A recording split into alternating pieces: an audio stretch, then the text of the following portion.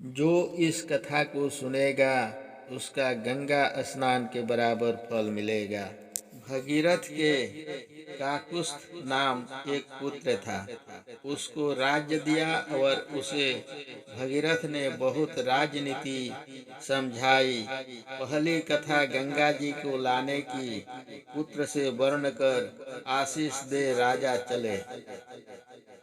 नगर से निकलते ही अच्छे शकुन मिले और राजा बड़े गंभीर वन में आए।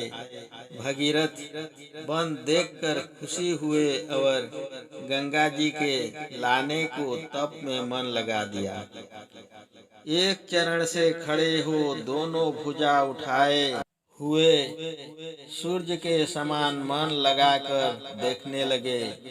इस प्रकार 1000 बरस बीत गए। ये दिन और रात जाते नहीं जानते। तब बड़ा भारी तप देखकर ब्रह्मा जी आए और राजा से मनोहर वचन बोले, राजन जो चाहो सो वरदान लो। तब चतुर राजा प्रणाम कर ब्रह्मा जी से बोले, जो मांगना चाहता हूँ आप जानते ही हैं प्रभु, फिर मुझसे मांगने को क्यों कहते हो? तो भी कहता हूँ प्रभु, वह वर दीजिए कि सब संतों की वृद्धि हो। और दूसरा वह हाथ जोड़कर यह मांगता हूँ कि सिद्धि की दाता गंगा जी भूतल में आए। ब्रह्मा जी ऐसा ही होगा कहकर फिर बोले कि गंगा जी को तो ला दूंगा, पर उसे धारण कौन कर सकेगा? हे राजन, छूटते ही तुरंत पाताल में चली जाएगी, तो फिर पृथ्वी पर नहीं लौटेगी। हे राजन, इस कारण एक बात कहता हूँ कि जगत में शिव जी महाराज बड़े दयालु हैं। आज से ही शिव जी गंगा जी को धारण कर सकते हैं। अत उनके नाम जपने से ही आपका काम होगा। ऐसा कहकर ब्रह्मा जी अंतर्ध्यान हुए और फिर भगीरथ शिव जी के पास गए।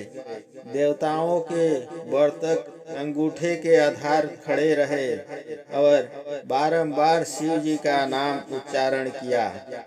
जब दयालु शिव जी आकर प्रकट हो गए, तब राजा ने हाथ जोड़कर विनती की, गंगा जी को धारण करूंगा, यह शिव जी बोले और फिर भगवान का ध्यान करने लगे। ब्रह्मलोक में गंगा जी शिव जी के वचन सुनकर यह विचार किया कि मैं शिव जी सहित पाताल को चली जाऊंगी। अंतर्यामी शिव जी ने यह उपाय किया, अपने सिर पर अगम जटा बढ़ाया।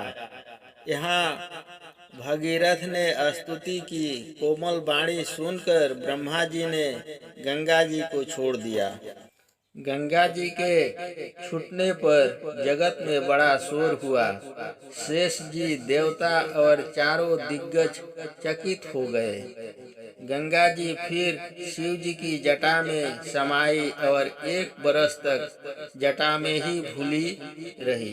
यह भी एक प्रकार से श्रेष्ठ शिव पत्नी है। अब अगला वीडियो में फिर कहेंगे। जय श्री राम।